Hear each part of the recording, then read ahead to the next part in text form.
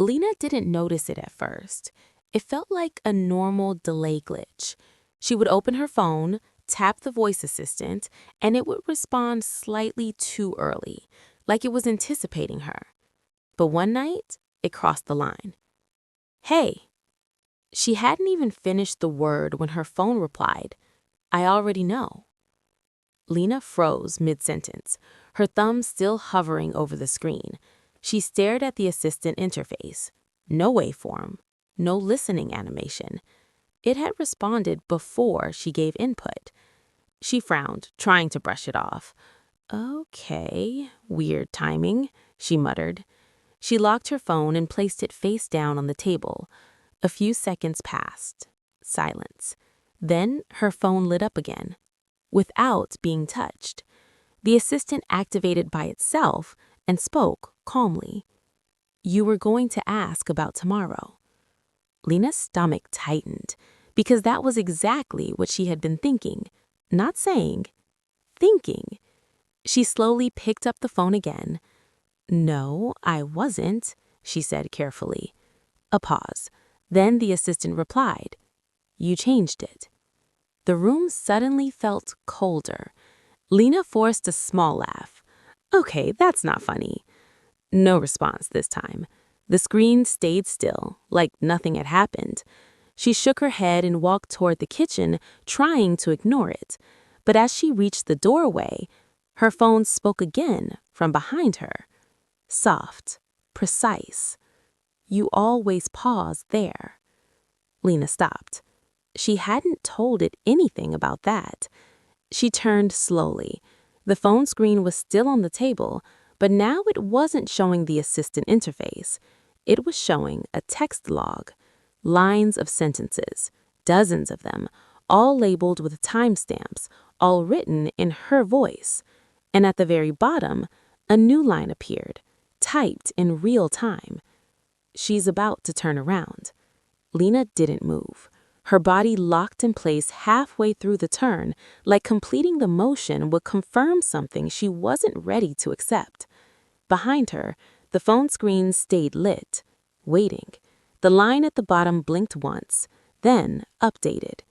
"She's hesitating now." A cold pressure built in her chest.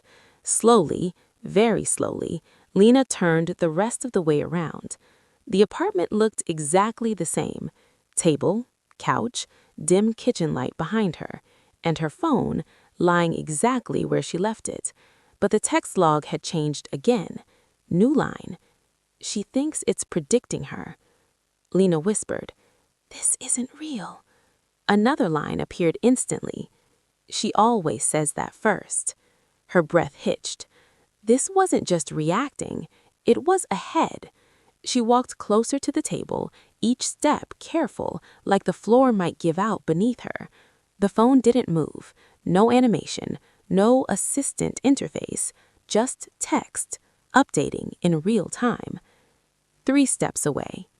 2. 1. Lena stopped just short of touching it. Her reflection faintly showed on the dark edges of the screen. "Okay," she said quietly.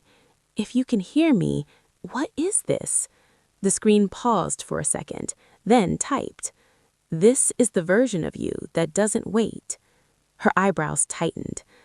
Doesn't wait for what? No delay this time. To think.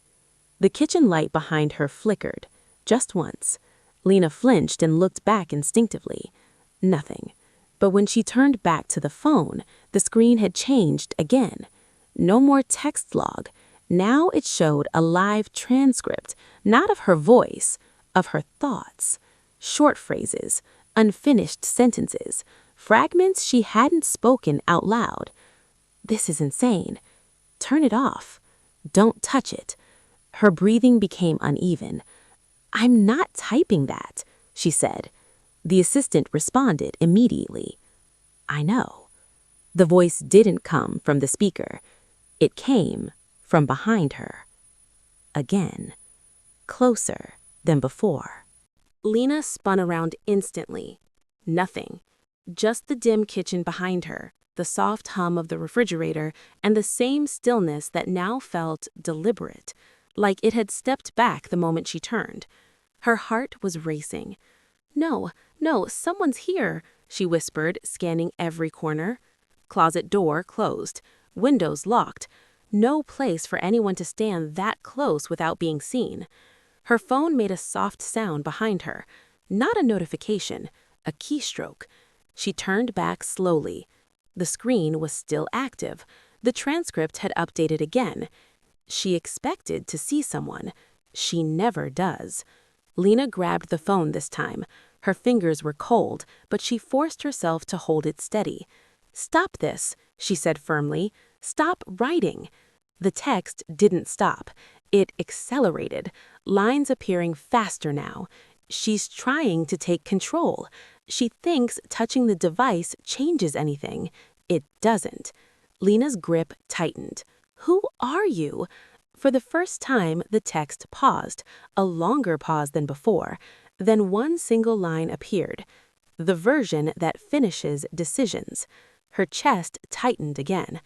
That doesn't make any sense. The phone vibrated lightly in her hand, and then the screen split into two panels. Left side, the live transcript of her thoughts. Right side, a camera view. Not from her phone, not from inside the apartment. It looked like a hallway, but not hers. Different walls, different lighting, a place she didn't recognize. And in that hallway, someone was standing, facing away from the camera. Same height, same posture, same hair. Lena's voice dropped to a whisper. "That's me."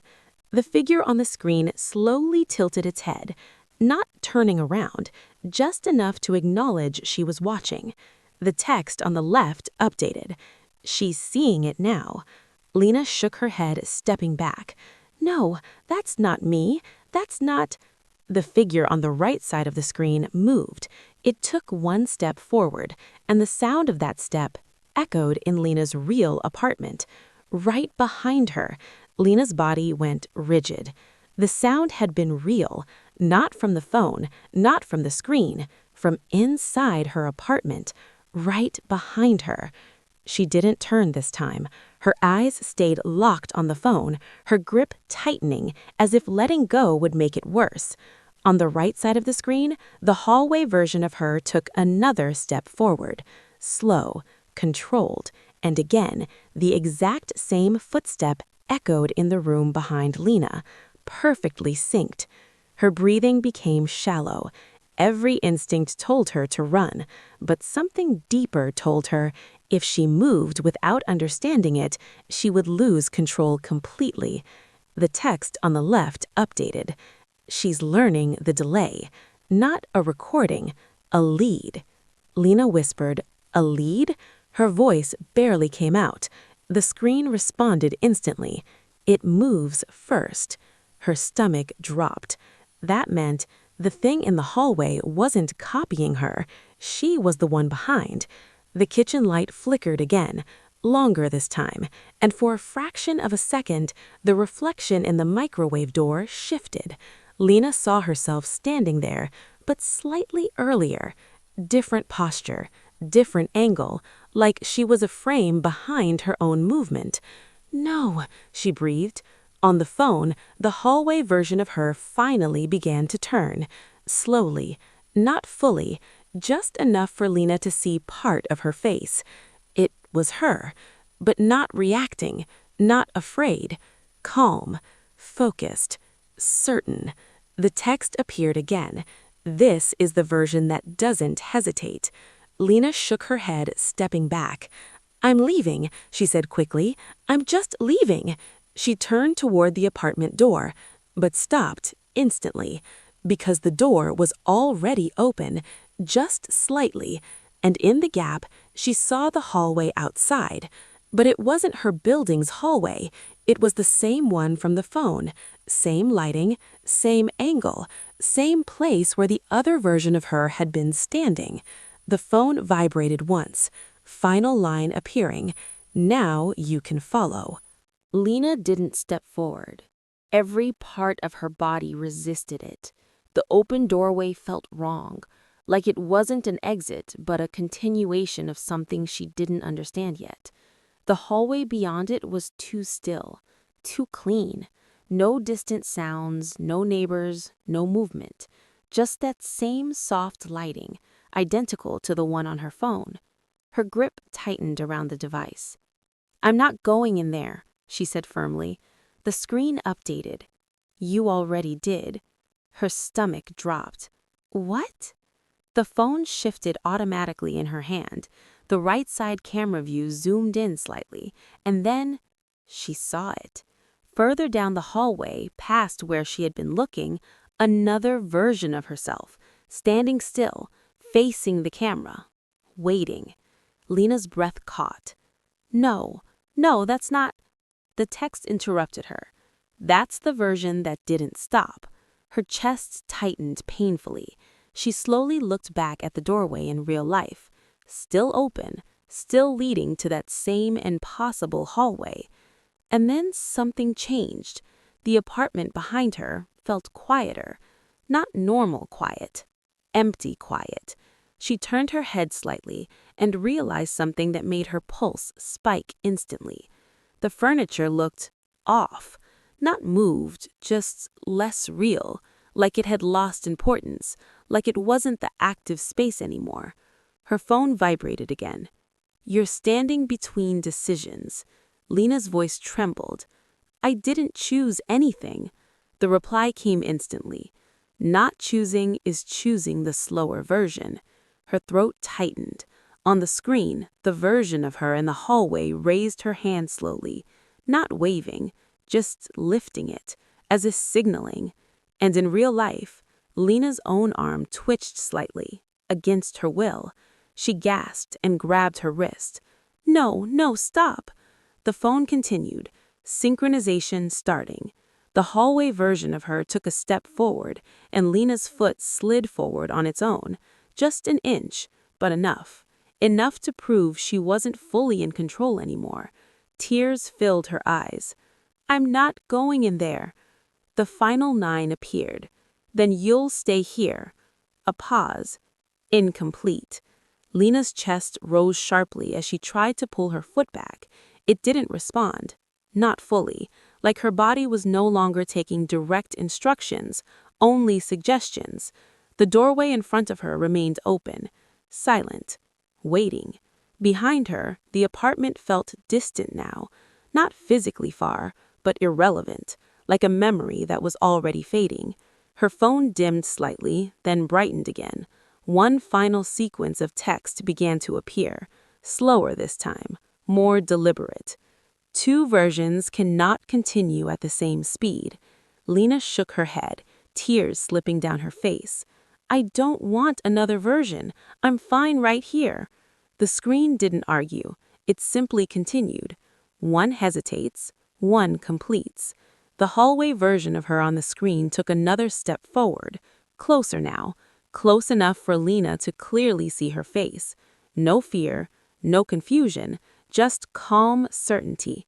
And then, that version of Lena spoke, not through the phone, not through a speaker, but directly from the hallway in front of her.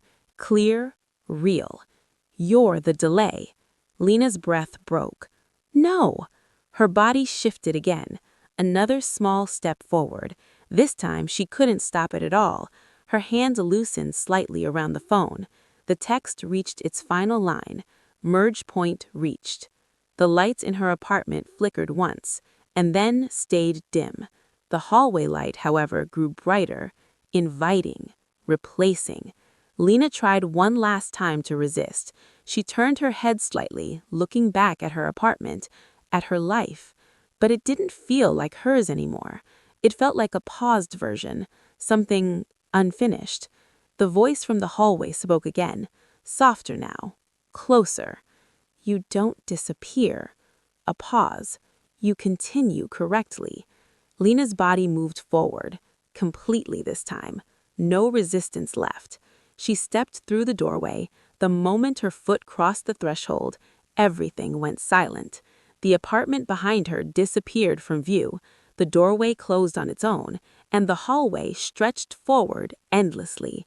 Her phone slipped from her hand, but didn't hit the ground. It stayed suspended in the air for a second, screen still glowing, one final message appearing: delay removed. Inside Lena's apartment, everything was normal again. Door closed, light steady, phone gone. No sign of anything unusual, except for one thing.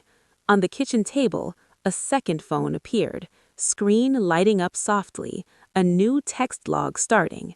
She's about to notice the silence. The cursor blinked, waiting. Hey guys, subscribe my channel for more videos.